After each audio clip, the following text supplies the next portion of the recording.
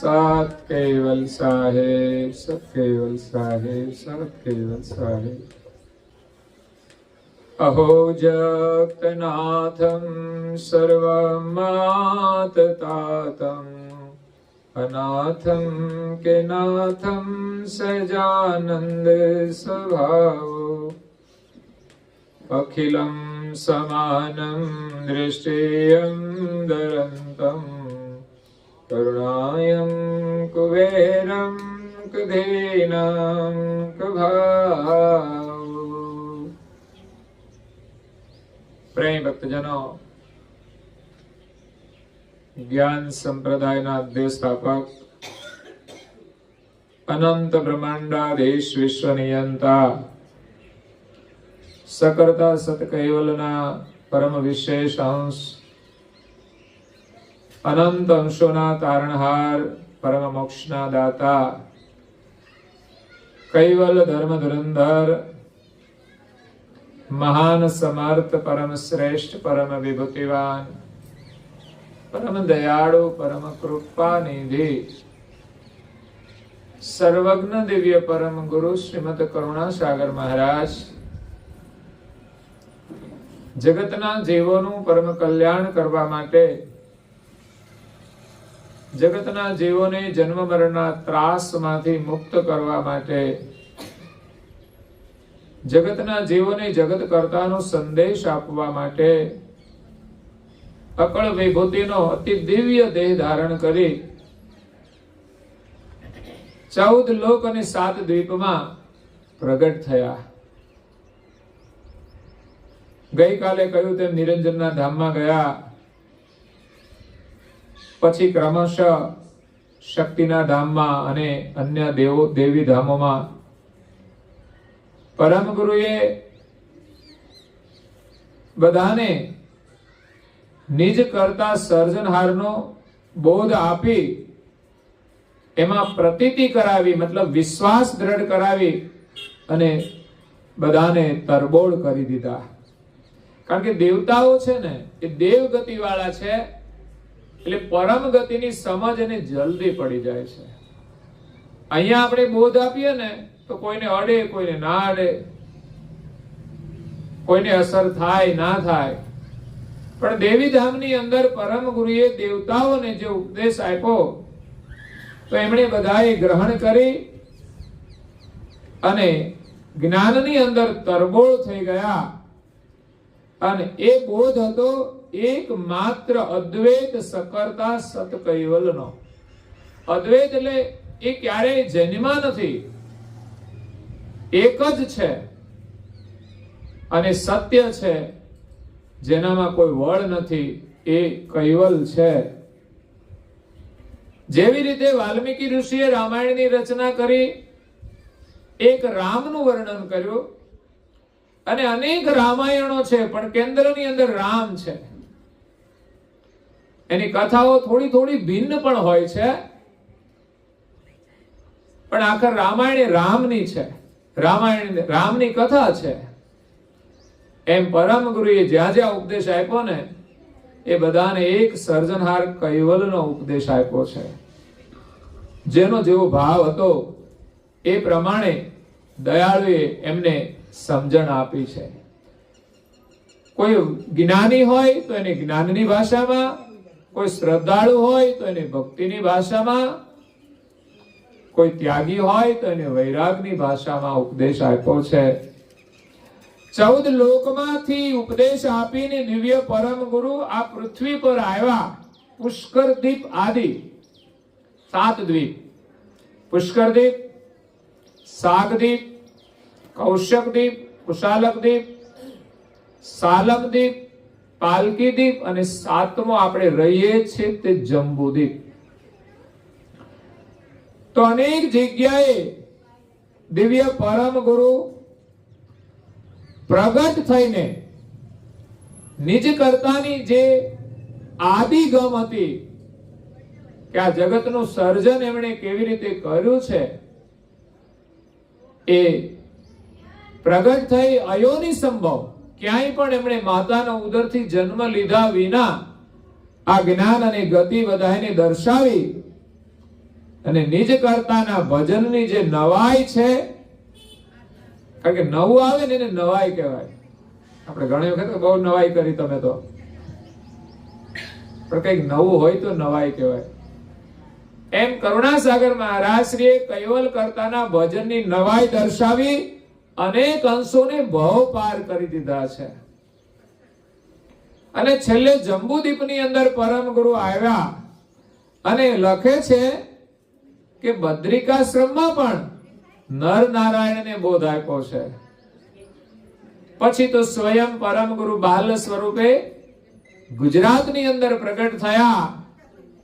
અને આપણા બધાનો અહોભાગ્ય કે આજે આપણને એમની કથા સાંભળવા મળે છે, એમના દર્શનનો લાભ મળે છે. નહીં તો ભારતમાં પ્રગટ થયા છે પણ બીજા અન્ય રાજ્યના લોકો એમને જાણતા નથી. પણ ગુજરાતના ભક્તો વિશેષ ભાગશાળી છે કે ગામડાની અંદર પણ પરમ ગુરુના દર્શનનો લાભ લે છે, એના જ્ઞાનનો લાભ લે છે. એટલે આ પ્રકારે દિવ્ય પરમ ગુરુએ એક નિજ કર્તાનું ભજન બતાવી અનેક અંશોને ભવ પાર કર્યા છે. 4 વેદનું જ્ઞાન તો આ જગતમાં હતું, પરંતુ એના ઉપર જે 5મો વેદ છે એ ગુપ્ત છે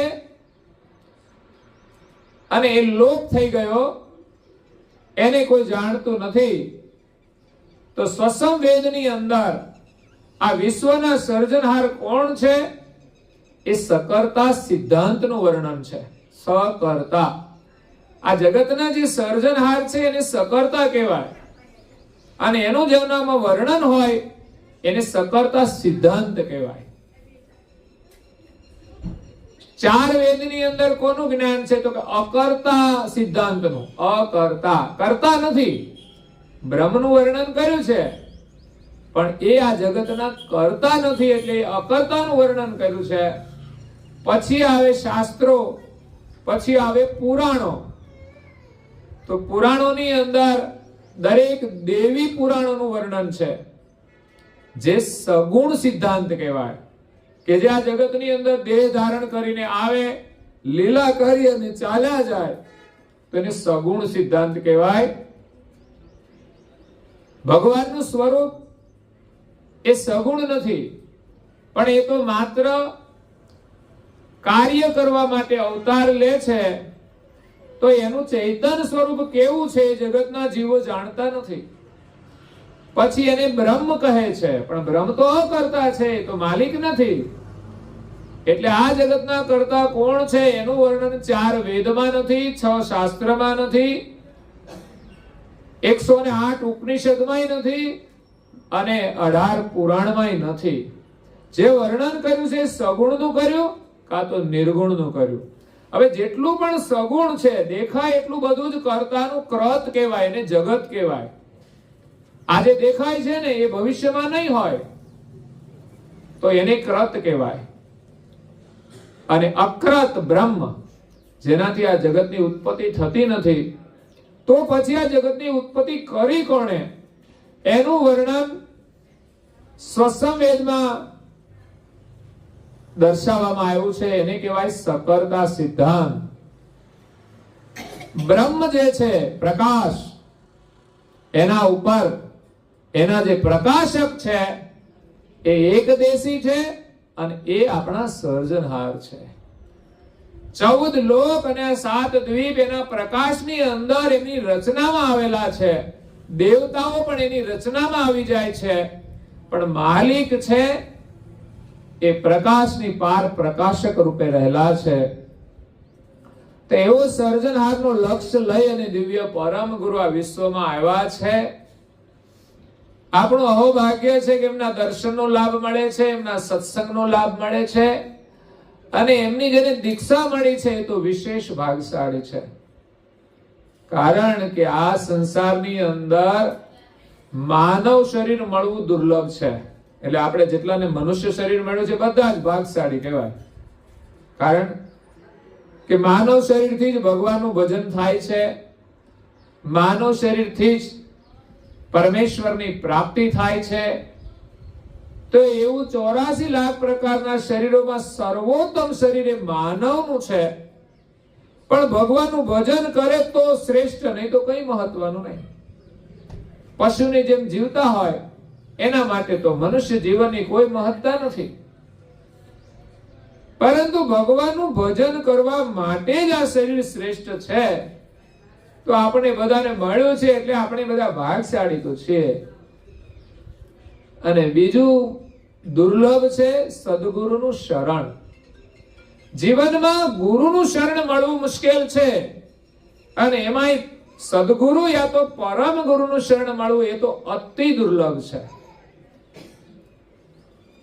પરમ ગુરુએ લખ્યું છે, સપ્તદ્વીપ નવ ખંડ જ મહી. 7 દ્વીપ અને 9 ખંડમાં કૈવલ વેદતા એક જ સહી. કૈવલ વેદતા એટલે કરુણા સાગર એ એક જ છે, અનેક નથી. ઉગ્ર પુણ્ય તપ જેના હોય કૈવલ વેદતા પાવે સોય. જેનું ઉગ્ર પુણ્ય હોય, જેને તપ કર્યું હોય એને કૈવલ વેતાનું શરણ મળે છે. જંબુદ્વીપની અંદર સૌપ્રથમ કોને મળ્યા?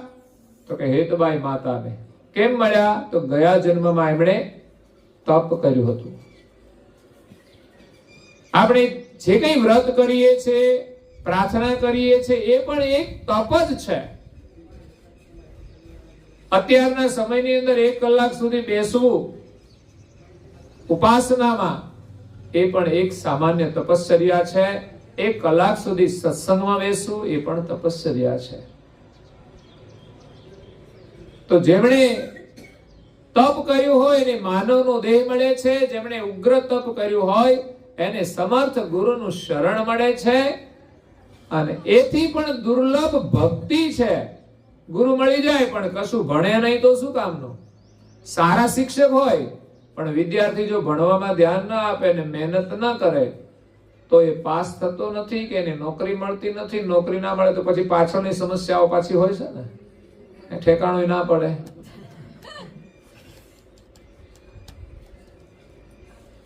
એટલે પરમ ગુરુની કૃપાથી આપણને આ ભક્તિ મળે છે. ભક્તિ મળવી દુર્લભ છે, ભક્તિ કરવી દુર્લભ છે. સવારે વહેલા ઉઠવાનું હોય ત્યાંથી શરૂ થાય આળસ. આમ તો લૌકિક કાર્યની અંદર આપણે પ્રેમથી નહીં તો મજબૂરીથી પણ ઉઠી જઈએ છીએ. કદાચ પરિસ્થિતિ હોય ને માણસને એવી તો માણસ વહેલા ઉઠી જાય કામકાજ માટે, પણ હારું થઈ જાય ને પછી 8 વાગે ઉઠે. અનુભવ કરજો તમે. જેને જેને હારું થયું છે જોજો 8 વાગે ઉઠતા છે. એમ નહીં કે ભગવાને ઘણું સારું કર્યું છે તો પહેલા આપણે વહેલા ઉઠતા હતા, કામ હતું એટલે ઉઠતા હતા, પણ આજે ભગવાનનું ભજન કરવા માટે કેમ ના ઉઠીએ? કારણ કે એને સારું જ કરી દીધું છે, તો કે ઊંઘવા માટે થોડું કર્યું છે. અને ફરી આપણને એનો લાભ મળે. એટલે ભક્તિ કરવી બહુ કઠિન કામ છે. અને દુર્લભ સંત સુ અધિક સ્નેહો. સંતોની સાથે પ્રીતિ થવી એ દુર્લભ છે. અને પ્રીતિ એક સાધનાની પ્રીતિ હોય છે. બાકી એવું નહીં કે અમારે આ જોઈએ છે ને અમારે પેલું જોઈએ છે એટલે આપણે પ્રીતિ રાખીએ. સાધના કરવાની પ્રીતિ હોવી જોઈએ, ભક્તિ કરવાની પ્રીતિ હોવી જોઈએ, સત્સંગની પ્રીતિ હોવી જોઈએ, સેવાની પ્રીતિ હોવી જોઈએ, સ્મરણની પ્રીતિ હોવી જોઈએ. તો આ દુર્લભ વસ્તુ છે. આજે મનુષ્ય દેહ મળ્યો છે અને પરમ ગુરુનું શરણ મળ્યું, એ પણ આપણું અહોભાગ્ય. દીક્ષા લીધી હોય કે ન લીધી હોય, પણ એની વાણી સાંભળે કે એમના દર્શન કરે, એ પણ એનું ભાગ્ય છે, એનું સુકૃત છે.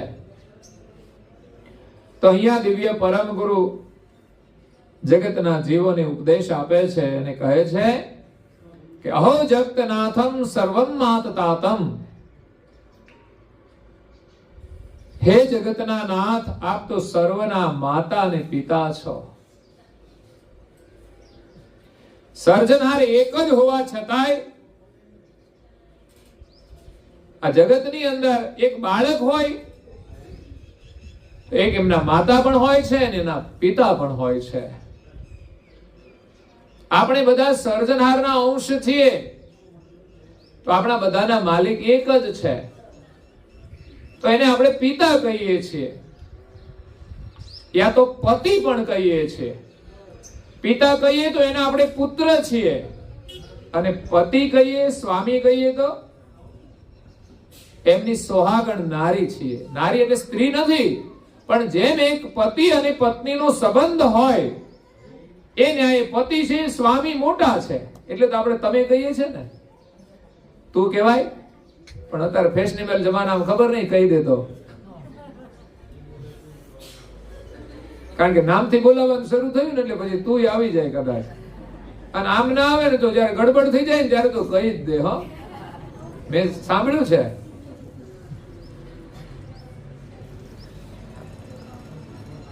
પતિ છે ને 2 વર્ષ મોટા હોય છે, એમ આપણે એક સંસ્કૃતિ પ્રમાણે. બાકી અત્યારે 2 વર્ષ નાના મોટા હોય કે વાંધો નહીં. આમ તો કોઈએ મને કહ્યું, એક ભાઈ કે છે લગ્ન કરવા છે તો પત્ની કે 2 વર્ષ મોટી હોય કે 4 વર્ષ મોટી હોય ને તો સારું એમ. કેમ તો કે પછી એના પગ ડાબા પડે ને તો વાંધો નહીં, વડીલ કહેવાય એમ. કઈ એનું કહેલું કરવું પડે તો વાંધો નહીં. અને સાચી વાત છે ને બધાની સ્વીકારવી જોઈએ. આમાં એવું નથી કે મોટા નાનાનો, પતિ કે પત્નીનું કઈ જ નથી. જે સારી વાત હોય ને, સાચી વાત હોય ને, દરેકે સ્વીકારવી જોઈએ. પછી નાનું બાળક કેમ ના કહે? એવું નહીં કે હું એનો બાપ છું તો એની વાત કેમ માનું, પણ આજે માનવી પડે એવું છે. સાચી વાત દરેકની માનવી જોઈએ. પ્રહલાદની વાત સાચી હતી, એનો પિતા માનતો નહોતો તો શું થયું? પતન થઈ ગયું. એની વાત ખોટી હતી તો એમણે સ્વીકારી નહીં પ્રહલાદે. તો પિતાની વાત પણ ખોટી હોય ને તો પુત્ર ન સ્વીકારે. એટલે આ સંસારની અંદર સાચી વાત દરેકની સ્વીકારવી જોઈએ. એમાં અહંકાર રાખવો જોઈએ નહીં કે મારે એનું કયું કરવાનું, દરેકનું કયું કરવું જોઈએ. આમાં પતિ પત્નીનો સંબંધ છે પણ ભેદ ના હોવો જોઈએ. હું આમ છું ને હું તેમ છું, એ ભેદ કહેવાય. એટલે માલિકના આપણે અંશ છીએ, પુત્ર છીએ. અને બીજું એક ભક્તિ માટે, જેમ એક પતિવ્રતા સ્ત્રીની પતિની ભક્તિ હોય છે, પતિમાં એની જે નિષ્ઠા હોય છે, એવી રીતે અંશોની નિષ્ઠા માલિકની અંદર હોવી જોઈએ. આપણે બધા જ એક અંશ છીએ. એક પતિવ્રતા સ્ત્રીની માફક આપણે પતિની ભક્તિ કરવાની છે, માલિકની ભક્તિ કરવાની છે. એટલે એને પતિ પણ કહેવામાં આવે છે, સ્વામી પણ કહેવામાં આવે છે. તો સર્જનહાર બધાના પિતા પણ છે અને માતા પણ છે. પિતા એ જન્મનું કારણ છે અને માતા એ પોષણનું કારણ છે. એ માલિક આપણે બધાને ઉત્પન્ન કર્યા છે એટલે આપણા પિતા છે, અને જન્મ આપીને છોડી નથી દીધા. એ આપણું પોષણ પણ કરે છે. આપણને ખબર નથી આપણું પોષણ કોણ કરે છે. એક કૈવલ જ બધાનું પોષણ કરે છે. બ્રહ્માંડના જે દેવતાઓ છે ને, એને પણ જીવન આપવાનું કામ કૈવલ કરે છે. અને જીવન છે ને પરમ ગુરુનું સ્વરૂપ છે. એટલે પરમ ગુરુ આપણી માતા છે અને કૈવલ આપણા પિતા છે. પુત્રને એના પિતાની ઓળખ કોણ કરાવે? એની માં જ કરાવે ને કે તારો પિતા કોણ છે. નહીં તો અત્યારે નકલી પિતા ઘણા હોય, પણ સાચો પિતા કોણ છે પુત્રનો એ માતાને ખબર હોય. એમ આપણે બધા પિતાને ભૂલી ગયા છીએ, પણ સર્જનહારની સાચી ઓળખ એ પરમ ગુરુ આપણને કરાવશે. એટલે આ જગતની અંદર એ માલિકનો લક્ષ્ય લઈને આવ્યા છે. અહો જગતનાથમ સર્વમ માતતાતમ. હે જગતના નાથ, આપ તો અમારા માતા પિતા છો, સર્વના માતા પિતા છો. અનાથમ કે નાથમ સહજાનંદ સ્વભાવ. ઘણી વાર આ જગતમાં જેનું કોઈ ન હોય એને આપણે અનાથ કહીએ છીએ. ખરેખર તો અનાથ કોઈ છે જ નહીં, કારણ કે બધાના માથે એક માલિક છે ને નાથ છે, બધાના સ્વામી છે, બધાનું ધ્યાન રાખે છે. પણ આ સંસારમાં આપણા માટે કોઈ આધાર જરૂરી છે. એક દીકરાનો જન્મ થાય ને એના પિતાનું મૃત્યુ થઈ જાય તો એ અનાથ થઈ જાય છે. માતા પિતાથી દીકરો વિખૂટો પડી જાય તો એ અનાથ બની જાય છે. પણ પરમ ગુરુ કરુણાસાગર એ તો અનાથના પણ નાથ છે.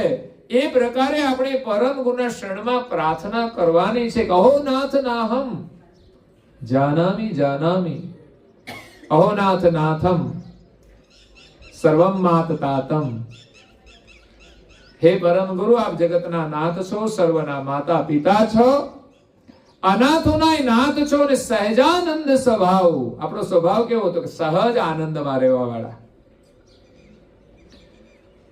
પરમ ગુરુની અંદર સહજાનંદ સ્વભાવ છે. એનું મુખારવિંદ જોઈએ ને તો સદા એમ પ્રસન્ન રહે છે. અને જે કોઈ મહાપુરુષો છે ને સદાય પ્રસન્ન રહેતા હતા. અને એ જીવનનું સાચું સુખ. આ તો ખારું ખાવાનું મળી જાય ખુશ થઈ જાય, અને પેટમાં દુખે તો મોઢું બગડી જાય છે. સંસારની ખુશી બધી જ આવી છે. સારું હોય ત્યારે આમ ખુશ થઈ જાય, અને સેજ બગડી જાય એટલે દુખી થઈ જાય. લગ્ન થાય ત્યારે કેટલા ખુશ હોય, પણ એટલા ખુશ કાયમ નથી રહેતા. તમે જોજો. હું તો કહું છું, આ લગ્નનો દિવસ જે પ્રમાણે કરો રાખવામાં આવે છે ને એવો જ કાયમ જીવનમાં આનંદ હોવો જોઈએ. પણ જોવા નથી મળતો ક્યાંય. સમસ્યા સમસ્યા ને સમસ્યા જ છે. ક્યાંક ભાઈઓની સમસ્યા, ક્યાંક બહેનોની સમસ્યા. કેવો સંબંધ હતો, કેવી રીતે એનું જોડાણ થયું, ધામધૂમથી, પ્રસન્નતાથી. અને એવી રીતે સાથે મળીને જો ભગવાનનું ભજન કરે ને તો સદા એ સંબંધ એવો જ રહે છે. ઘણા દાંપત્ય જીવન એવા પ્રસન્ન હોય છે જેવા પહેલા હતા ને એવા જ.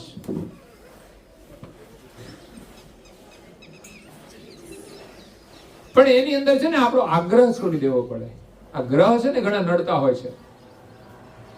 ઘણા નથી કહેતા શનિ નડે, રાહુ નડે, કેતુ નડે. પણ મોટામાં મોટા ગ્રહ છે ને આગ્રહ, દુરાગ્રહ, પૂર્વાગ્રહ, આ બધા ગ્રહ નડે છે. પરિગ્રહ બહુ ભેગું કરે ને તોય સમસ્યા ઉભી થાય. ખોટો આગ્રહ રાખે તોય સમસ્યા ઉભી થાય. પણ સત્યાગ્રહ રાખે તો વાંધો ના આવે. સત્યાગ્રહ એ કરવા જેવું છે. તો અહીંયા હે પરમ ગુરુ, આપ જગતના નાથ છો, અમારા માતા પિતા છો, આખા જગતના માતા પિતા છો, અને સદાય સહજ આનંદમાં રહેવા વાળા આપણો સ્વભાવ છે. અખિલમ સમાનમ દ્રષ્ટિયમ ધરંતમ. આ જગતની અંદર સારા વિશ્વમાં દિવ્ય પરમ ગુરુ બધાના પ્રત્યે સમદ્રષ્ટિ રાખે છે. એનું ભજન કરે કે ન કરે છતાંય કોઈના પ્રત્યે એ અકરુણા કરતા નથી. કોઈને પણ એ શ્રાપ પણ આપતા નથી. બધાના ઉપર દયા જ કરે છે. એમની કરુણા દ્રષ્ટિ બધાના ઉપર પસારે છે. એટલે સંપૂર્ણ વિશ્વ ઉપર સમદ્રષ્ટિ રાખી દયા કરીને આ વિશ્વમાં પ્રગટ થયા છે, અને જ્ઞાનની વર્ષા કરીને બધાના ઉપર એ કરુણા કરી રહ્યા છે. અખિલમ સમાનમ દ્રષ્ટિયમ ધરંતમ. સમદ્રષ્ટિ બનાવવાની છે આપણે. પરમ ગુરુના જ્ઞાન દ્વારા બધા જ આપણે કૈવલના છીએ. આપણે પરિવારની અંદર તો કમસે કમ સમદ્રષ્ટિ બનાવી શકીએ કે નહીં? કે આ પરિવાર મારો છે તો પછી લડવાનું કોની સાથે? લડે છે શા માટે? તો એને એમ નથી કે આ પરિવાર મારો છે. આ તો કોઈ વસ્તુ માટે લડે છે, કોઈ કઈ માટે લડે છે. તમે જોજો એમાં કોઈ ત્રીજી જ વસ્તુ કામ કરતી હશે. ઘરની અંદર લડાઈ કરવા માટે કોઈ ત્રીજું તત્વ કામ કરે છે, જે માયા છે, જે આપણા સંબંધોને બગાડે છે, આપણી મર્યાદાઓને તોડી નાખે છે. લગ્ન થી આવે ત્યારે કેટલી બધી મર્યાદા હોય એકબીજાની, એટલી બધી મર્યાદા, સભ્યતાથી બોલાવતા હોય, પણ સમય જતા ત્રીજી વસ્તુઓ વચ્ચે આવે છે ને, એ મર્યાદાઓ તૂટી જતી હોય છે. એટલે સમદ્રષ્ટિ બનાવવાની છે. જેની સમદ્રષ્ટિ થઈ જાય ને, એને આ સંસારમાં કોઈ દુઃખ નથી.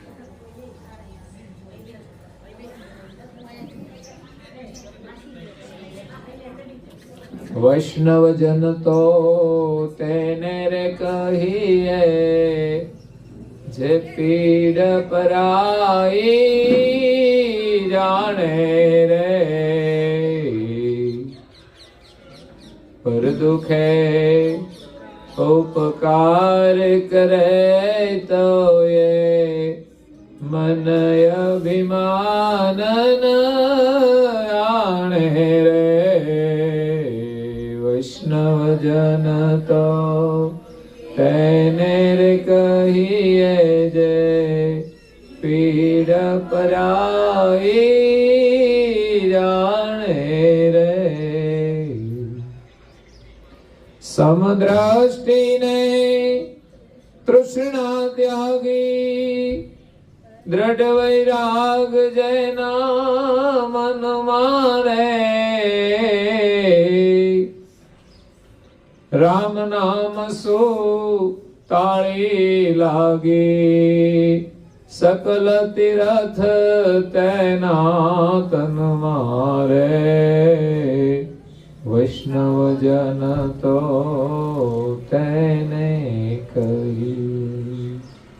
સમદ્રષ્ટિ અને તૃષ્ણા ત્યાગી, જેની સમદ્રષ્ટિ થઈ જાય ને, એને સંસારમાં કોઈ તૃષ્ણા નથી રહેતી. તૃષ્ણા ના હોય ને કોઈ આશા પણ ના હોય. સમદ્રષ્ટિ એટલે દુનિયાને જોવે પણ ક્યાંય એની આસક્તિ નથી થતી, તૃષ્ણા નથી થતી. દ્રઢ વૈરાગ જેના મનમાં, જેને દ્રઢ વૈરાગ જાગી જાય, સંસારનો મોહ છૂટી જાય, દુનિયાની જાકમજોળ જોઈને એનું મન પ્રભાવિત નથી થતું. હા, એને જે મળ્યું છે ને એનો વિવેકથી ઉપયોગ કરે છે. આપણી સમસ્યાઓ કઈ જુદી છે. દેખા દેખી આપણે જીવન જીવીએ છીએ. દેખા દેખી, અદેખી. કોઈનું દેખીને અદેખાઈ થાય, એનું નામ દેખા દેખી. કાં તો કોઈનું અનુકરણ કરીએ, એને કરવું છે એવું આપણે કરવું, એ દેખા દેખી. એમાં માણસ દુખી થાય છે. પણ જેની સમદ્રષ્ટિ છે ને, એના મનની અંદર કોઈ તૃષ્ણા નથી રહેતી કે મારે એના જેવું કરવું છે. ભક્તિ કોઈ નથી કરતું દેખા દેખી. હો, એમણે કર્યું તો આપણે કરીએ. સંસારનો વ્યવહાર જ દેખા દેખી કરે છે. કોઈ આવું મકાન બનાવ્યું તો આપણે પણ એવું લાવો, બનાવો. કોઈ આવી ગાડી લાવ્યા તો આપણે પણ એવી ગાડી લાવો. કોઈ આવા જૂતિયા લાવ્યા તો આપણે પણ એવા જૂતિયા લાવો. જે જોઈએ ને એ ઈચ્છા તો થઈ જ જાય છે, પણ વિચારતા નથી કે આપણી જરૂરિયાત કેટલી. આપણા ઘરમાં છે ને જે જરૂરી, તો પછી શું ચિંતા. પણ જેની સમદ્રષ્ટિ થઈ જાય ને, એને પછી સંસારમાં કોઈ તૃષ્ણા નથી હોતી. કદાચ ઘરમાં ખાવાનું ના હોય ને, પહેરવાના પૂરતા કપડા ના હોય ને, તો એને તૃષ્ણા નથી રહેતી. ભગવાન જીવન તો આપે છે ને, એને એમાં જ પ્રીતિ છે. જે નહીં હોય ને એના બધાથી ચાલશે. આજે આપણી પાસે આ સગવડ હોય ને તો આનાથી આપણે જીવીએ, પણ ભવિષ્યમાં ન હોય ને તો એવી રીતે જીવવાનો પણ અભ્યાસ થઈ જાય છે. પણ હોય છતાં પણ આપણે એનો મોહ છોડીને ભગવાનમાં મન લગાવીને ભગવાનનું ભજન કરીએ. નહીં તો માયા વધતી જાય ને પછી ભગવાનનું ભજન છે ને છૂટી જાય છે. પછી કોનું ભજન કરવાનું? માયાનું ભજન કરવાનું. મનખો માયાની માળા ફેરવે રે, એ રાત દિન માયાના ગુણ લાગાય રાત દિન, માયાના ગુણ લાગાય હું તો માગું કૈવાલ પ્રભુ એટલું રે.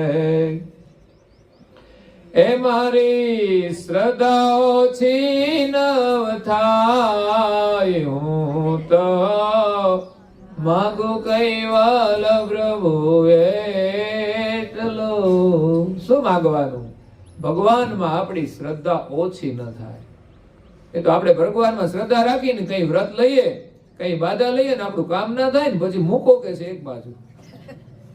બહુ થઈ ગઈ, આપણે તો આટલી પૂનમ ભરી, આટલી બીજ ભરી, પણ આપણું કામ થયું નહીં. પણ તમે હું કામ છોડી દો છો? જેટલો નિયમ લીધો તો એટલું તો ભરાઈ ગયું, પણ વધારે ભરો ના શું કામ થાય? એને કરવું જ પડે. એ આપણી કસોટી કરે કે એને નિયમ લીધો છે, એનામાં શ્રદ્ધા રહે છે કે નહીં. બે પૂનમ જ વધારે ભરવાની હોય. આપણે નિયમ લીધો એટલું જ કરવું, એટલું એવું નથી. શ્રદ્ધા તો એવી હોવી જોઈએ કે મારું કામ ન થાય ને ત્યાં સુધી આ નિયમ પાડીશ. તો તમારે 12 પૂનમ ના ભરવી પડે, કદાચ 2 પૂનમ થી કામ થઈ જાય. અચરતભાઈ દ્રઢ નિયમ લીધો, અન્ન જળનો ત્યાગ કરીને અમર મંત્રનો જપ કરે છે. 3 મહિના સુધી એમણે તપ કર્યું, અન્ન જળનો ત્યાગ કરીને. 3 મહિને પરમ ગુરુ ત્યાં પ્રગટ થાય છે. કદાચ 6 મહિના જાય કે વર્ષ જાય, હવે એની પ્રતીક્ષા કરવાની જરૂર નથી. કેમ? એને ખબર પડી ગઈ પરમ ગુરુને કે આ 3 મહિના ગયા છે ને 6 મહિના કરવાનું હોય કે વર્ષ કરવાનું હોય તો એ છોડશે નહીં, તો 3 મહિનામાં પ્રગટ થઈ જાય. નહીં તો 3 વર્ષ શું 3 જિંદગી ચાલી જાય ને તોય ના મળે. એમાં જ આપણે નિયમ લઈએ પાછા છોડી દઈએ. કોઈ પણ નિયમ હોય ને એમાં આપણી એવી નિષ્ઠા હોવી જોઈએ કે જે સારો નિયમ છે જીવનમાં છોડવાનો જ ના હોય. પણ આપણે તો સમય સૂચક નિયમો લઈએ છીએ અને પાછા છોડી દઈએ છીએ. એટલે ભજન એમ કહે છે કે આપણી સમદ્રષ્ટિ થઈ જાય ને તો આપણું જીવન સહજ બની જાય, સુખી બની જાય. બસ જ્ઞાનમાંથી, ગુરુની કૃપાથી આપણે સમદ્રષ્ટિ પ્રાપ્ત કરવાની છે. માગવાનું શું? ભગવાન સમદ્રષ્ટિ આપી દે ને પછી કઈ માગવું જ ના પડે. જીવનમાં કોઈ સમસ્યા જ ના રહે. માગવા જેવી માત્ર ને માત્ર છે સમદ્રષ્ટિ. આ બધું જગત જોઈએ છે, પણ એનાથી આપણું મન વિચલિત ન થાય, આપણું મન વિકારી ન બને. બસ વિકારી થયું એટલે કામ પતી ગયું. આપણા કપડા સારા હોય પણ ક્યાંક ડાઘ પડી જાય તો આપણે દુઃખી થઈ જઈએ. આપણું મન જેટલું વિકારી એટલા આપણે દુઃખી. એ વાસના છે અને એ જ મનુષ્યને ભટકાવે છે. ખાવું સારું, ખાવું જોવું સારું જોવું, પણ વાસના રૂપે નહીં. જે કોઈ ક્રિયા થાય છે એ આપણે ઉત્તમ રીતે ગ્રહણ કરીએ. જગત માલિકે બનાવ્યું છે એવું સરસ, તો સુંદરતા બધાને પ્રિય છે, સ્વાદ બધાને પ્રિય છે, તો સારું જ તમે ગ્રહણ કરો. પણ વાસના રૂપે નહીં બસ મારે આ જોઈએ જ, કે એમાં કોઈ વિકૃતિ ના હોવી જોઈએ. દરેક કલાકૃતિની અંદર ભગવાનનું દર્શન કરો. સુંદરતા ભગવાનની છે, આપણી કોઈ સુંદરતા નથી. જે કઈ સુંદરતા, સારા કાર્યો, સારા વિચારો, સારા સાધનો, બધું ભગવાનનું જ બનાવેલું છે. આ જગતની રચનાને જોઈને ભગવાન યાદ આવે એવું જગત બનાવ્યું છે. માલિકે આ જગત બનાવ્યું છે જીવોને આનંદ કરવા માટે. તો આપણે આનંદ તો કરીએ છીએ, પણ કેવો આનંદ? ટકે એવું નહીં. અગર તો માણસ આનંદ કરે છે પણ કર્મો કેવા કરે છે? દુઃખી થવાના, પછી એને સજા ભોગવવી પડે છે. આનંદ એવો કરો કે બીજાને આનંદ આપવામાં આનંદ આવે ને, જીવનનો સાચો આનંદ છે. આપણે તો બીજાનો આનંદ ભલે છીનવાઈ જાય, આપણે ખુશ રહેવા જોઈએ.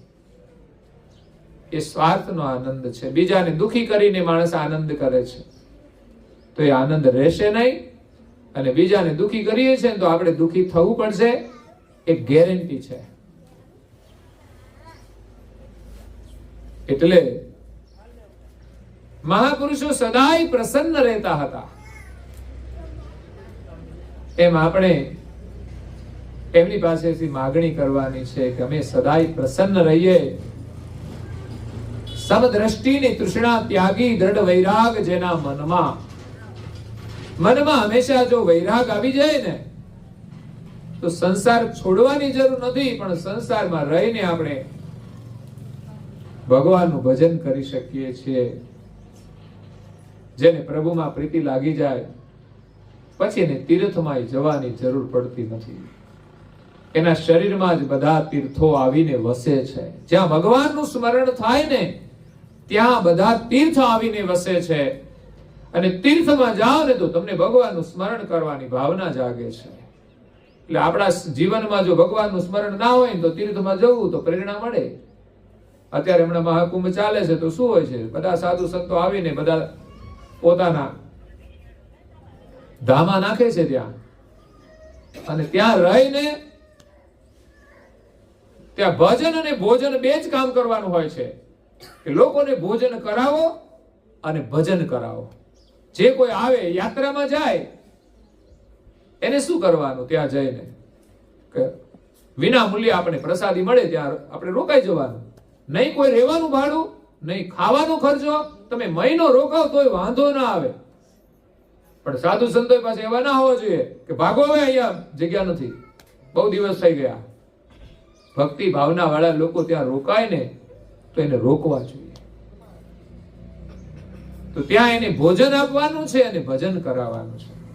તો તીર્થમાં જઈએ ને તો ભજન કરવાની આપણને પ્રેરણા મળે છે, સંસ્કાર મળે છે. સંસારની માયા છોડીને આપણે થોડા દિવસ માટે જઈએ તો એ લાભ મળે છે. અને ગંગા સ્નાનનો લાભ છે. શરીર આપણું પવિત્ર બને અને સત્સંગથી આપણું મન પવિત્ર બને, બુદ્ધિ પવિત્ર બને. અને એ પુણ્ય લઈને આપણે ઘરમાં આવવાનું છે. એ પુણ્ય બધાને આપવાનું છે. તીર્થમાં જાય પછી આપણામાં કંઈક પરિવર્તન થવું જોઈએ. જે કંઈક છોડવા જેવું હોય ને ગંગાજીમાં નાઈને ધોઈ નાખવાનું, છોડીને આવવાનું. અને ત્યાંથી કંઈ સારું હોય ને ઘરમાં લઈને આવવાનું. પણ અહીંયા તો શું કરે છે લોકો, અહીંથી જાય થેલો ભરીને 2 થેલા લઈને આવે. 1 થેલો લઈને ગયા હોય ને 2 થેલા લઈને આવે. બધી વસ્તુઓ ખરીદીને લાવે, અહીં જાણે મળતી જ ના હોય.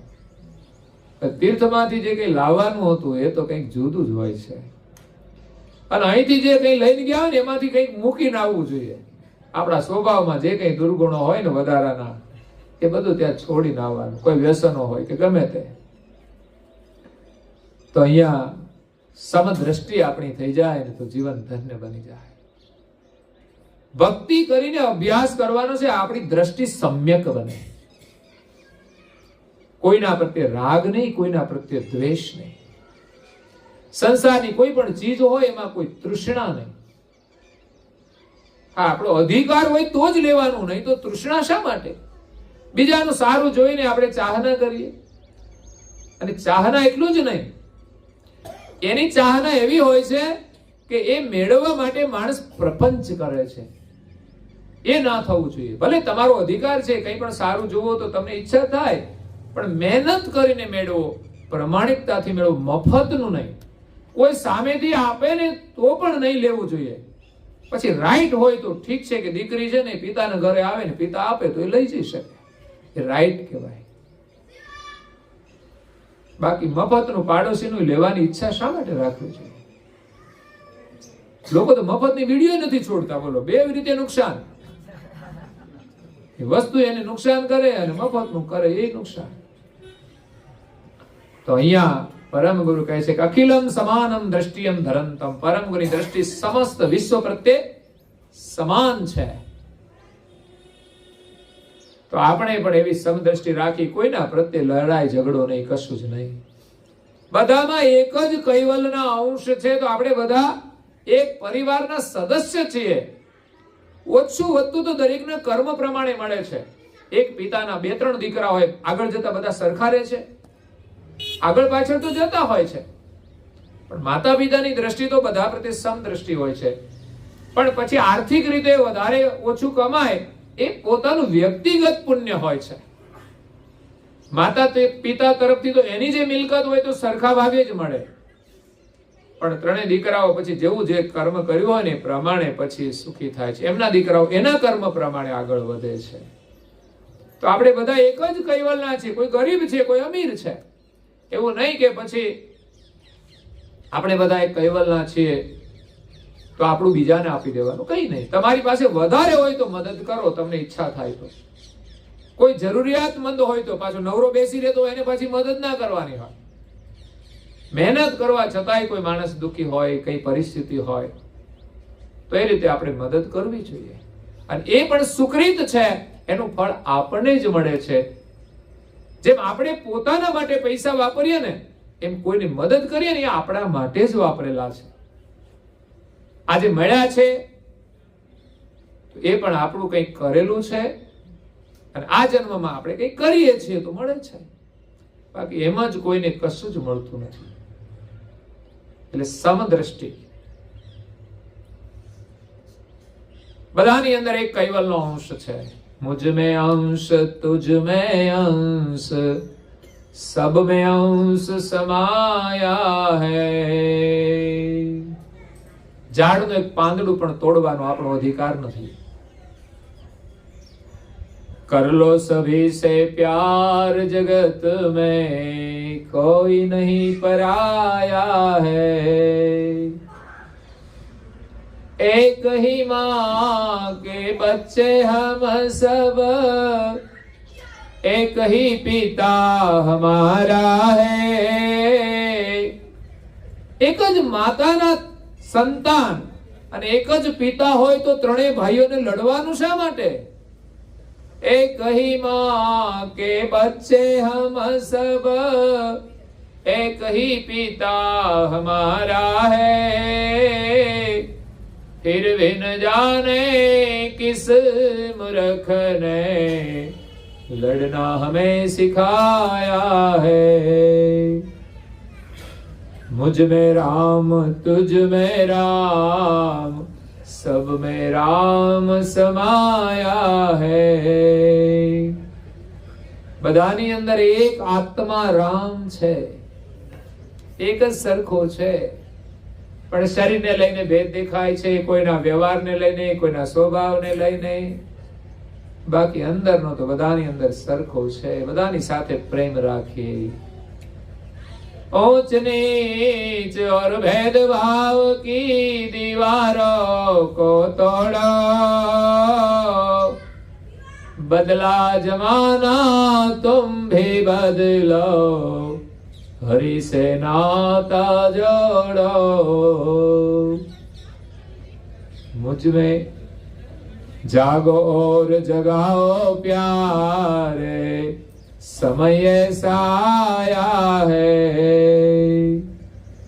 मुझ में राम तुझ में राम सब में રામ સમાયા હૈ. આપણે જાગવાનું છે ને બીજાને જગાડવાના છે.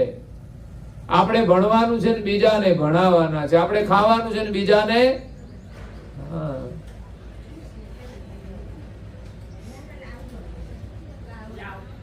ऊंच नीच और भेदभाव की दीवारों को तोड़ो.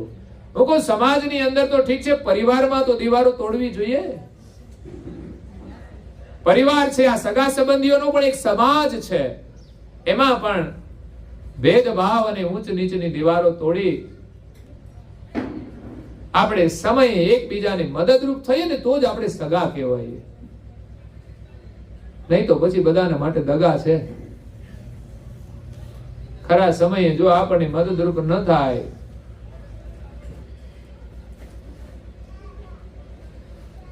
તો એ દગો છે. बदला जमाना तुम भी बदलो. हरि से नाता जोड़ो. जागो और जगाओ प्यारे समय ऐसा आया है. તો આ રીતે આપણે સમદ્રષ્ટિ રાખી અને બધાની સાથે પ્રેમથી રહીએ અને ભગવાનનું ભજન કરીએ ને તો જ સમદ્રષ્ટિ થશે, નહીં તો થવાની નથી. માયા જ આપણી મતિ ફેરવે છે. મતિ રૂપી મંથરા છે. મંથરાએ જેમ કઈ કઈની મતિ ફેરવી નાખી ને એમ આપણી માયારૂપી જે મતિ છે ને, આપણી મતિને ફેરવી દે છે અને આપણને દુખી કરી દે છે. રામને ક્યાં વનવાસ આપવાની જરૂર હતી? રામ જેવા રાજા હોય ને રાજ કરતા હોય, એના રાજમાં તો કેવું સુખ હોય. પણ એને વનવાસ આપો. આપણા જીવનમાંથી જો રામને વનવાસ આપીશું ને, તો પછી મંથરાનું રાજ આવશે ભાઈ, દુર્દશા આવશે.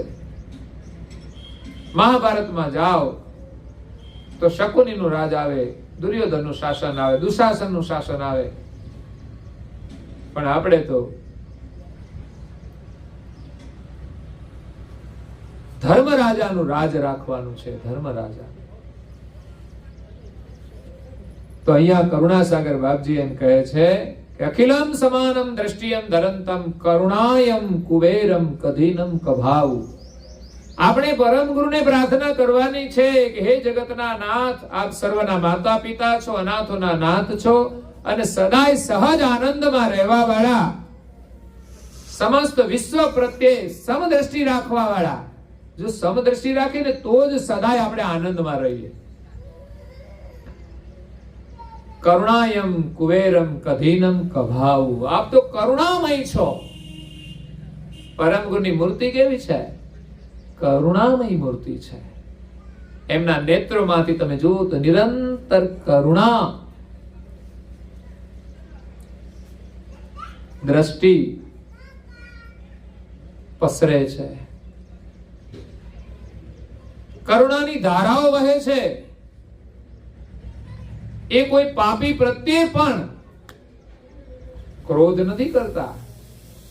જેમાં ક્યારેય પણ કોઈ પણ પ્રકારની અકરુણા ન જોવા મળે, એ જ કરુણા સાગર છે.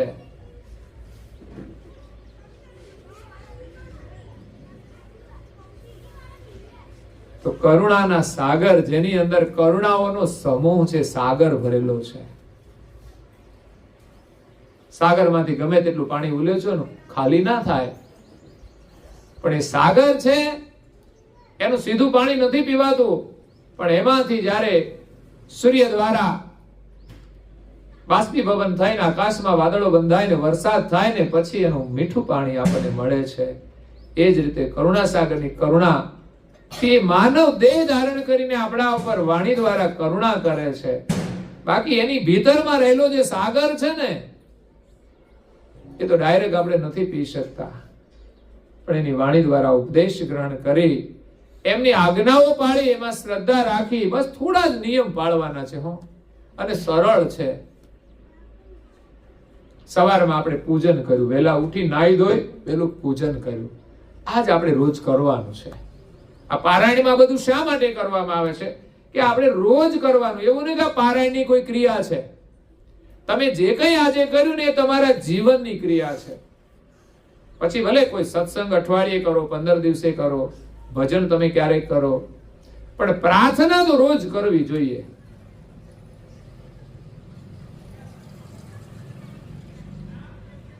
જમવા જો આપણે રોજ જોઈતું હોય ને, ભોજન રોજ જોઈએ, તો પ્રાર્થના પણ રોજ કરવી જોઈએ.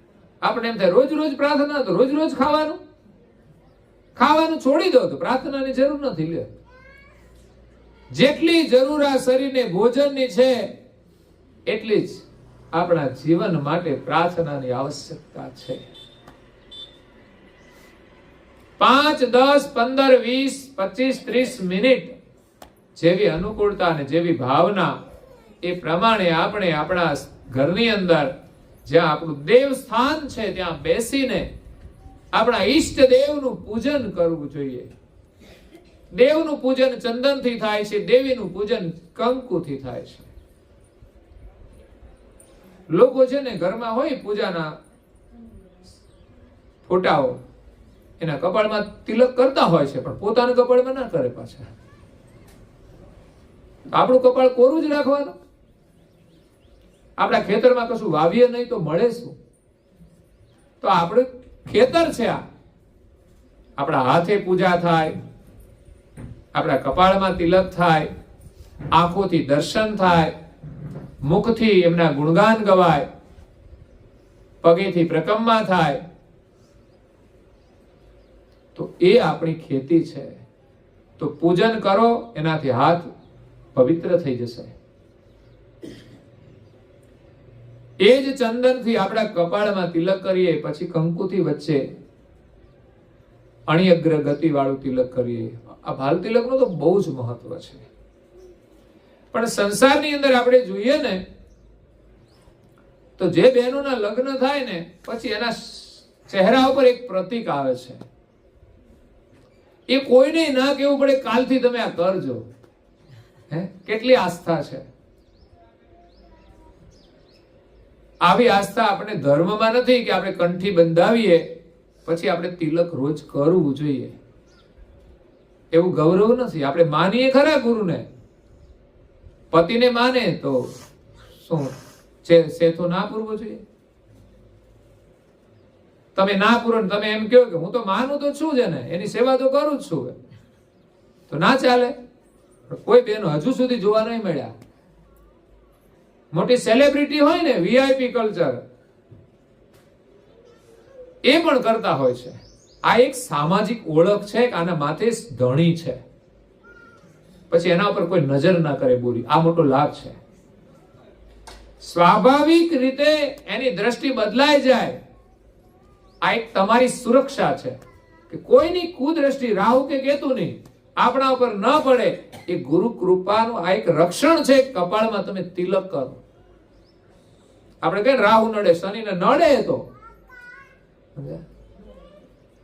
બહુ રૂપાળા હોય તો કોઈની નજર લાગે છે ને, એટલે તો કાળા ટપકા કરે છે, પણ કોઈ તિલક નથી કરતું. હું કહું ભલે તમારે ટપકા કરવા હોય તો કરજો, પણ તિલક કેમ નથી કરતા? તમે નથી કરતા અને બાળકોને નથી કરી આપતા. ખરેખર આ મહાલાભ છે, છતાં આપણે નથી લઈ શકતા. દુર્ભાગ્ય કહેવાય. હું તો કહું જેને માનતા હોય એના તિલક હોય છે. કોઈ પણ દેવ હોય કે દેવી હોય એનો ફોટો તમે જોજો, એના કપાળમાં છે કે નહીં, તો તમે એને માનો છો, તો પછી એ કરે છે તો તમને શું વાંધો છે? તમારી શ્રદ્ધા કેવી? એ કરે છે છતાં પણ તમે કરતા, તો પછી તમે કરો, પછી તમારા છોકરા કરે ખરા તમારું કહ્યું? તો આ એક પરિણામ આવે છે. ગૌરવપૂર્વક કરવું જોઈએ. ભાગશાળી છો, કમસે કમ પારાયણ નિમિત્તે તો તમને લાભ મળ્યો છે, અને રોજ કરશો તો લાભ છે. એવું નહીં કે આપણે ધાર્મિક પ્રસંગો હોય કે આવા પ્રસંગ હોય ત્યારે જ કરવું જોઈએ. હું તો કહું સામાજિક પ્રસંગમાં પણ આપણે આ ધાર્મિક તિલક જ કરવું જોઈએ. પછી તો અત્યારે ફેશન પ્રમાણે પાછું મેસિંગ કરવું પડે તો કરવું પડે. ઠીક છે, છૂટ આપીએ છીએ એક દિવસની લગ્નમાં. બાકી તો રોજ આપણે પૂજન કરીએ, કપાળમાં તિલક કરીએ. ગુરુ મંત્ર મળ્યો હોય ને તો મંત્રમાં શ્રદ્ધા રાખીને જપ કરવો જોઈએ. જેવું આવડે તેવો, જેટલો સમય હોય એટલો પણ જપ કરવો જોઈએ. જેનું પણ કલ્યાણ થયું છે ને એ મંત્ર જાપથી જ થયું છે. તમે સિરિયલો જોતા હશો, એમાં જેને પણ સિદ્ધિ મળી ને, જેને જેને વરદાન મળ્યા ને, એ બધા તપ કરવા ગયેલા અને મંત્ર જાપ કરતા હતા. પછી રાક્ષસ હોય તોય ભલે, કોઈ ભક્ત હોય તોય ભલે, દરેકે મંત્રનો જપ કર્યો છે. એમ જ કોઈને ભગવાન મળ્યા નથી. તો મંત્ર છે ને ઈષ્ટદેવને પ્રસન્ન કરવાનો એક માધ્યમ છે, એનું સ્મરણ છે. કરુણાસાગર બાપજીએ જે મંત્ર આપ્યો છે એ આપણને આપણા સ્વરૂપનો અનુભવ કરવાનો મંત્ર આપ્યો છે કે તું તારા સ્વરૂપને પામી લે ને તો પછી તારે કંઈ નહીં કરવું પડે. કારણ કે બધું જે કંઈ તને મળે છે ને તારા કર્મનું ફળ જ મળે છે, અને તારામાં બધું જ સામર્થ છે. પણ તું પોતાને ઓળખી લે ને પોતાની શક્તિનો અનુભવ કર, પછી તારે દુનિયામાં કોઈ વસ્તુ માટે માગવું નહીં પડે. અને ભગવાનને પામવા હોય ને તો તું તને જ્યાં સુધી નહીં ઓળખે ને ત્યાં સુધી લાખ પ્રયત્ને ગમે તેટલી સિદ્ધિઓ મળી જાય તોય તું માલિકને પામી શકવાનું નથી. માલિક કેવા છે એને ઓળખવાનો એક જ નમૂનો છે, તારું સ્વરૂપ છે. અને તું એનો છે અને એ તારા છે, તને એ જીવન આપે છે, એને આ જગતનું સર્જન કર્યું છે, એ જ તારા માલિક છે. પણ એને આપણે ભૂલી ગયા છે. એની ઓળખાણ લઈને પરમ ગુરુ આવ્યા છે. એ કરુણા મૂર્તિ છે, એનું નામ કરુણા સાગર કુવેરમ, એનું નામ કુવેર સ્વામી છે. કારણ કે જીવોનું કલ્યાણ કરવા માટે વિશ્વના સર્જનહાર કૈવલ કરતાએ આજ્ઞા કરી કે હે કુવેર સ્વામી, તમે કે છે હે પરમ વિશેષ અંશ, જગતના જીવોને મારી ઓળખાણ કરાવવા માટે તમે જાઓ. આવી આજ્ઞા થઈ. આપણા બાળકોને કહીએ બેટા તારે કરવાનું છે, ના, એવા છોકરા ના જોઈએ. છોકરો ના પાડવાનું શીખી ક્યાંથી ગયો એ આપણે જોવાનું છે. ઘરમાં આવું કોઈ કરે છે?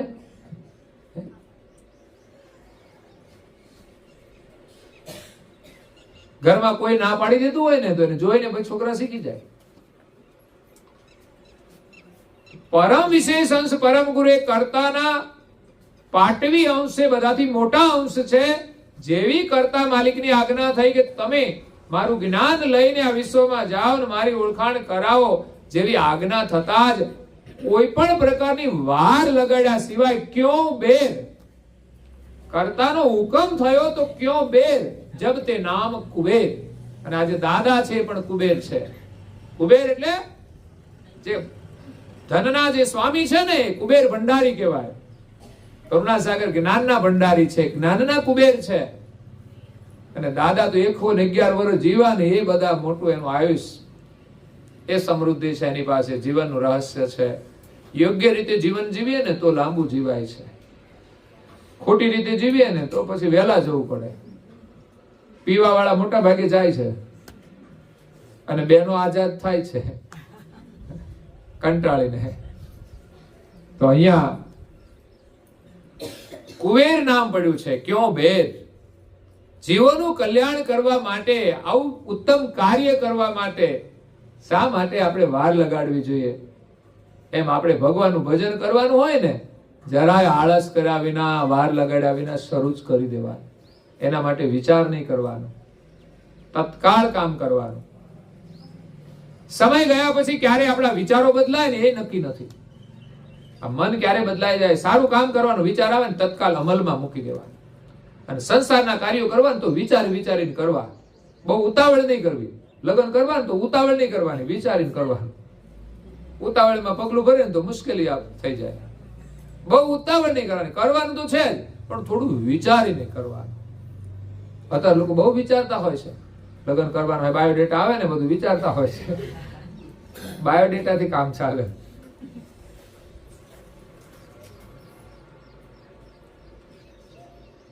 પછી એકાબીજાની મુલાકાત થાય એટલે પૂછે તને શું આવડે છે?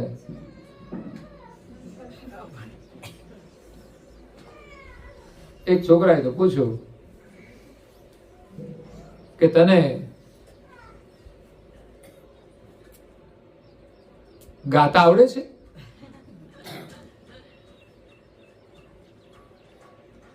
પછી નૃત્ય આવડે છે? તો આવડતું તો નથી પણ શીખી લઈશ. તમારી માર્કેટ માગણી હશે તો બરાબર, શીખી લઈશ. છોકરીનો વાર આવ્યો કે તમને સંગીત આવડે છે? ના, નથી આવડતું.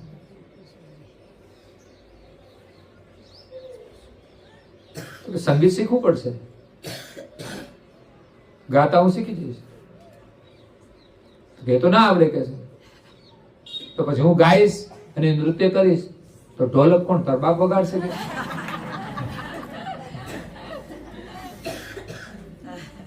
એને બધું આવડવું જોઈએ ને આપણે કશું ના આવડે ચાલે? એટલે આવી ખોટી ડિમાન્ડ નહીં રાખવી જોઈએ. સદગુણ જોવા જોઈએ. તમે કંઈક અવલોકન કરો, પૂછવું હોય પૂછવું જોઈએ છોકરાને, કોઈ વ્યસન છે? હા, ચોકડી. નામે વ્યસન ના જોઈએ. જો તમારે એની ગુણવત્તાની પરીક્ષા કરવી હોય ને તો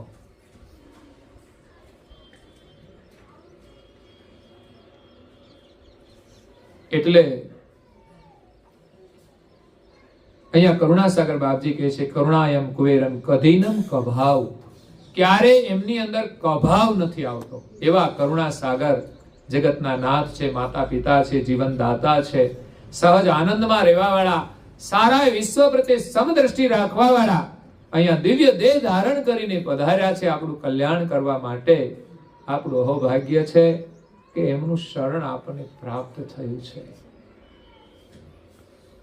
તો આજે સદગત આત્મા કુબેર દાદાની પાવન સ્મૃતિમાં અને ગઈકાલે કૈલાસબેનની પાવન સ્મૃતિમાં આ સળંગ દિવ્ય સત્સંગ પારાયણ 3 દિવસનું ચાલ્યું.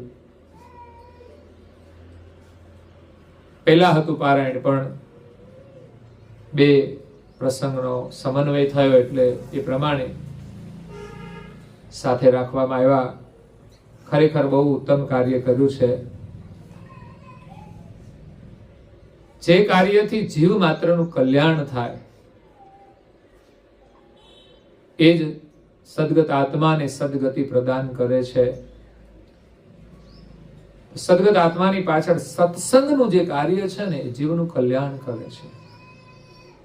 આપણે ત્યાં ભાગવત કથાઓ થાય છે.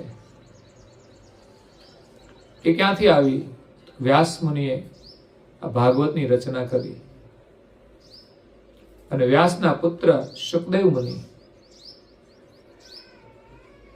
એમણે આ ભાગવતની કથા કરી. જ્યારે પરીક્ષિત રાજા એમની પાસે આવે છે કે 7મા દિવસે મારું મૃત્યુ થવાનું છે, તો આ મૃત્યુથી બચવાનો કોઈ ઉપાય? તો બીજા તો ઘણા બધા સાધનો છે, પણ એનાથી મોતથી બચી શકાશે નહીં. પણ સર્વોત્તમ સાધન એ સત્સંગ છે. ત્યારે વ્યાસ મુનિ રચિત જે ભાગવત કથા હતી, જેમાં આત્મજ્ઞાન છે, સમદ્રષ્ટિ છે, તો એ કથા એમને સુખદેવ મુનિએ સંભળાવી અને 7મા દિવસે એમને ભાગવતી મુક્તિ મળી. પરમ ગુની મુક્તિ અલગ છે. કૈવલ્ય જ્ઞાનથી આપણને પરમ મોક્ષની ગતિ પ્રાપ્ત થાય છે, કરતા માલિકની પ્રાપ્તિ થાય છે. પછી આ જીવને વિશ્વમાં ક્યારે આવવું પડતું નથી. અહીંયા તો સામાન્ય આનંદ છે. માલિકના સાનિધ્યની અંદર તો શ્રેષ્ઠમાં શ્રેષ્ઠ આનંદ છે, પરમ આનંદ છે. આપણને જો એ આનંદ મેળવવાની ચાહના થાય ને તો પછી આ સંસારનો આનંદ છે ને છૂટી જશે.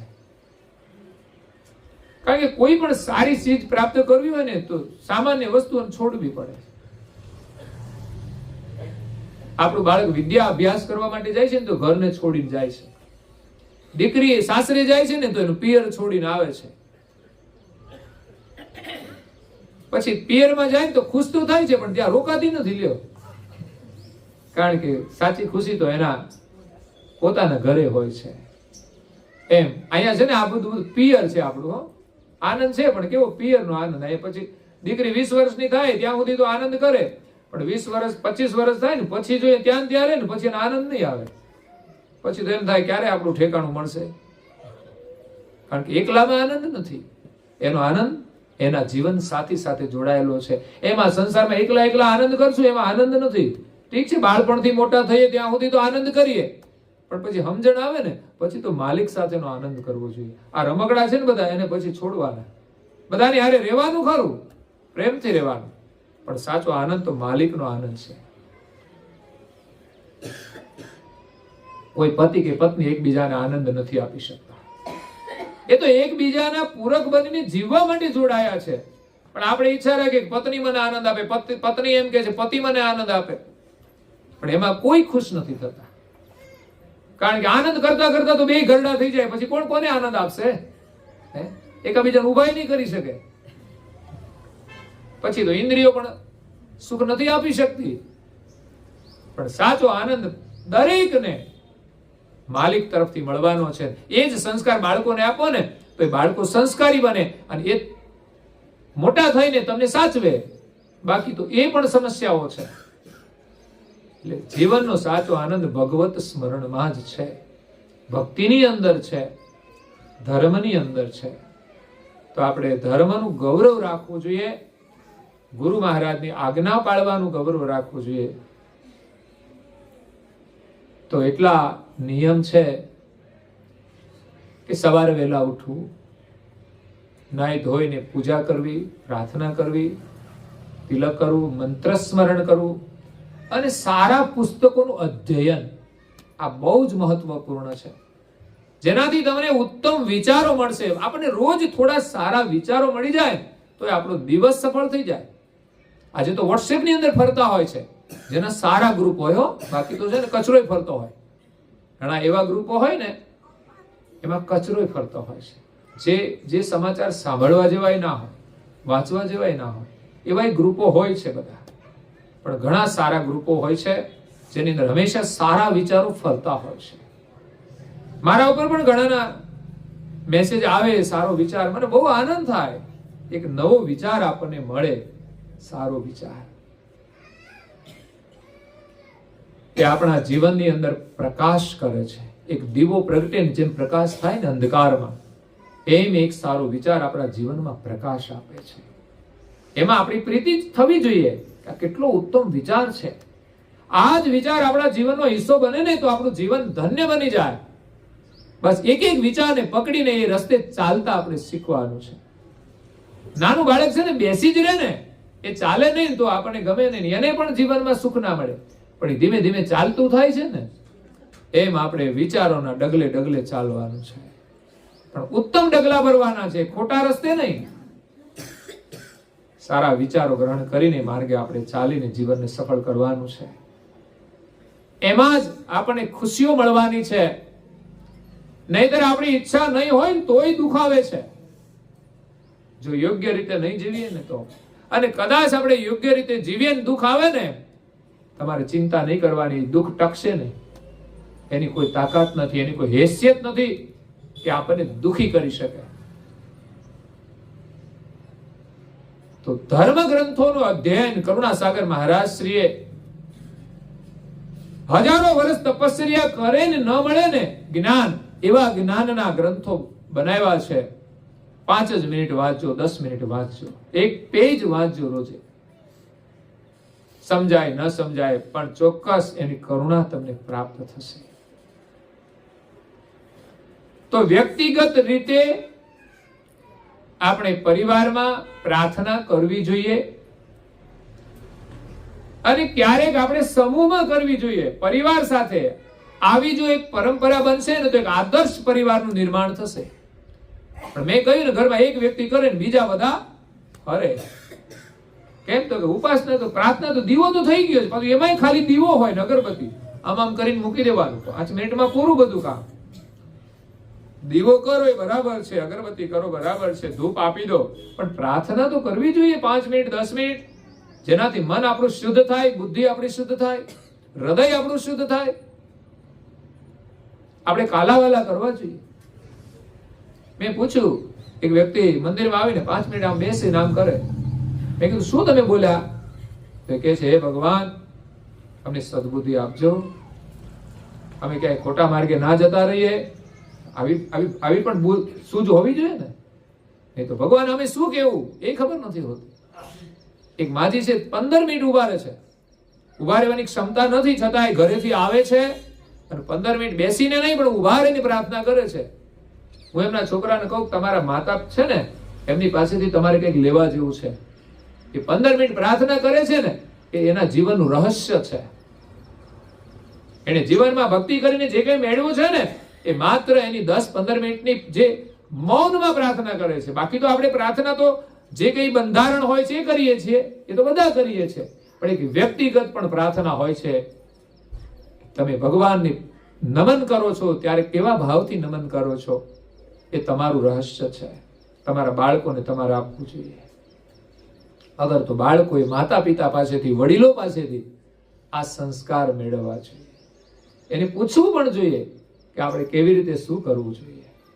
એમના વિચારો મળે ને આપણે બહુ આનંદ થઈ જાય.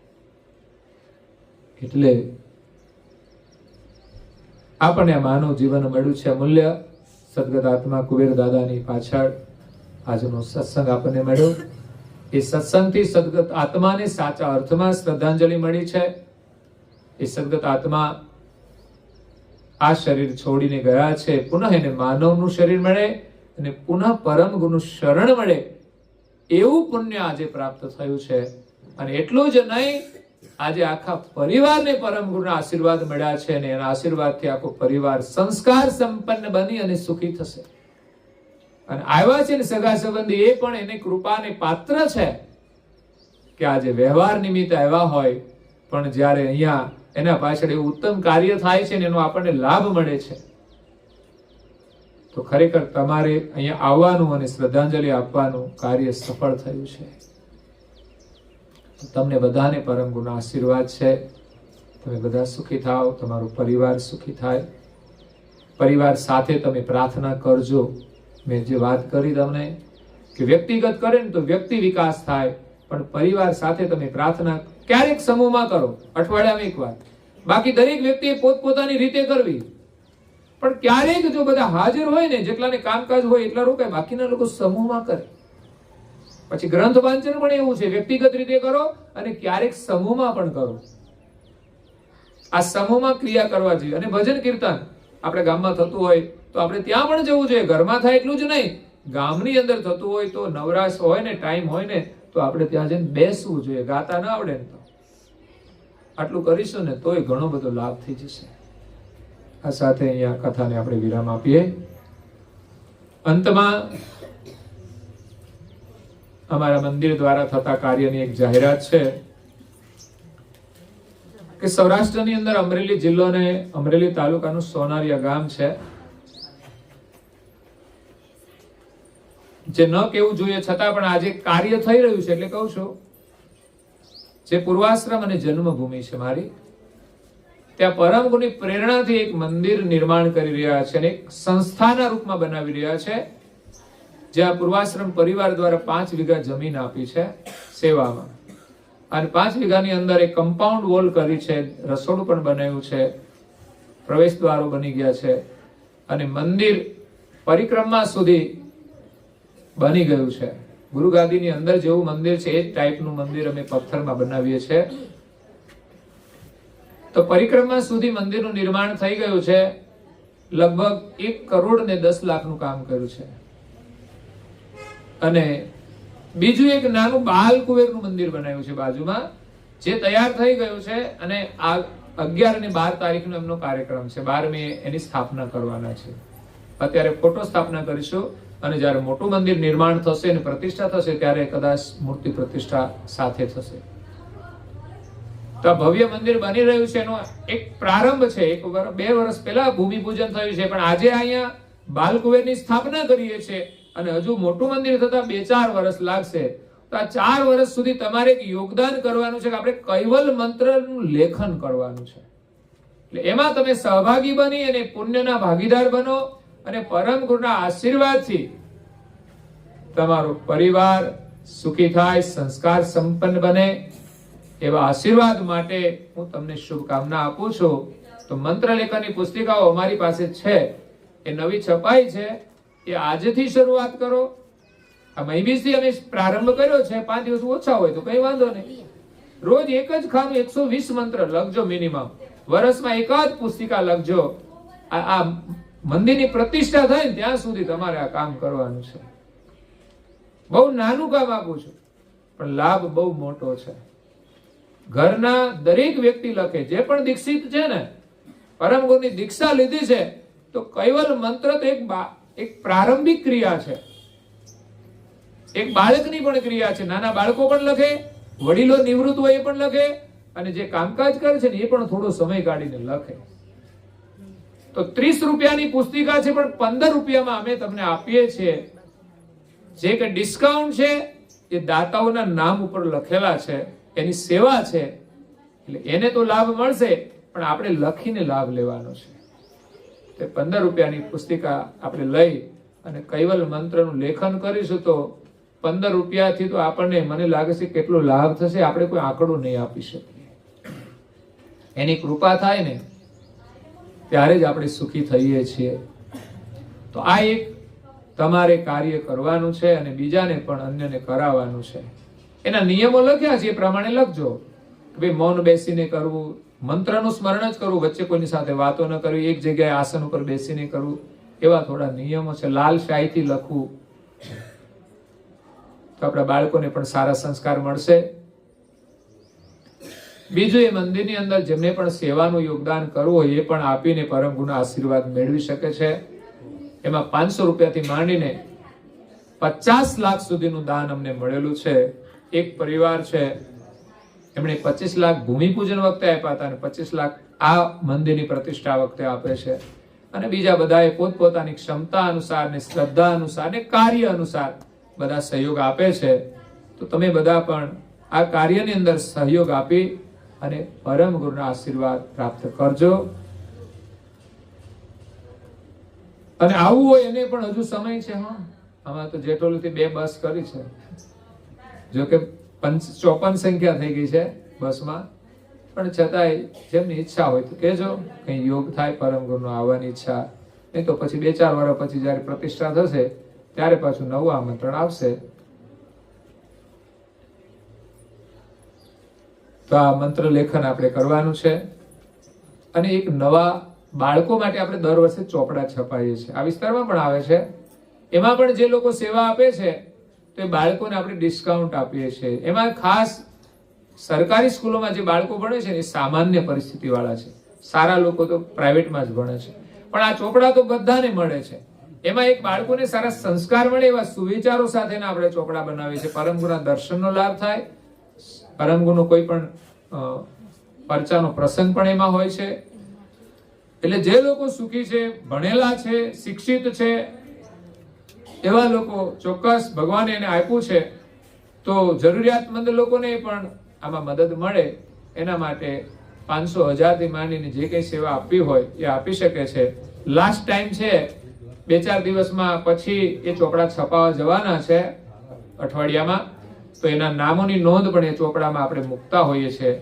એટલે જેમને પણ સેવા આપવાની ઈચ્છા હોય તે જણાવજો, તો એની અંદર નામ મૂકવામાં આવશે. તો આ સાથે અહીંયા કથાને વિરામ આપી. અસ્તુ સત કેવલ સાહે જય. આદ્ય સક્ર સ્વરાજ ગણેશ કૈલ કરતા કી જય. શ્રી કૃષ્ણ સ્વામી મહારાજ કી જય. પરમ ગુરુ શ્રીમદ કરુણાસાગર મહારાજ કી જય. પરમ પૂજ્ય શ્રી નારદાસજી મહારાજ કી જય. શ્રી સબકુબેરાચાર્ય મહારાજ કી જય. શ્રી ધર્મપ્રિયદાસ મહારાજ કી જય શ્રી સબ સંતન કી જય. શ્રી સબ દેવન કી જય જય. શ્રી જ્ઞાન સંપ્રદાય કી જય જય. ગુરુ ગાદી સારસાપુરી કી જય જય. શ્રી કૈવલ ધામ કી જય જય. કથા સત્સંગ પૂર્ણાવતી કા સત કેવલ. 3 વાર આપણે પગે લાગવાનું છે. આદ્ય સકૃત સ્વરાજ કરુણેશ કેવલ કરતા કી પૂજ્ય શ્રી કૃષ્ણ સ્વામી મહારાજ કી પૂજ્ય શ્રી પરમ ગુરુ શ્રીમદ કરુણાસાગર મહારાજ કી પૂજ્ય શ્રી નારાયણદાસજી મહારાજ કી પૂજ્ય શ્રી સબકુબેરાચાર્ય મહારાજ કી શ્રી શબ સંતન કી શ્રી શબ દેવન કી શ્રી જ્ઞાન સંપ્રદાય કી શ્રી કાયમ પંથ કી શ્રી ગગન મઢી કી શ્રી નિર્ગુણ ધોણી કી શ્રી મુક્ત દ્વાર કી શ્રી બ્રહ્મ ક્ષેત્ર કી श्री सच्चिदानंद शाखा की श्री अचंद अखाड़ा की श्री अभिगत गादी की श्री बाल तिलक की श्री रसोई कराए उनकी श्री उनके माता पिता की श्री उनके बाल गोपाल की श्री उनके गुरु गोविंद की श्री गुरु गादी सारसापुरी की श्री कैवल्य धाम की श्री दाता भोक्ता की श्री बोलन हरि गुरु महाराज की जय। परम गुरु श्रीमद करुणासागर महाराज भोजन थाल पुणावती का साथ केवल साहिब।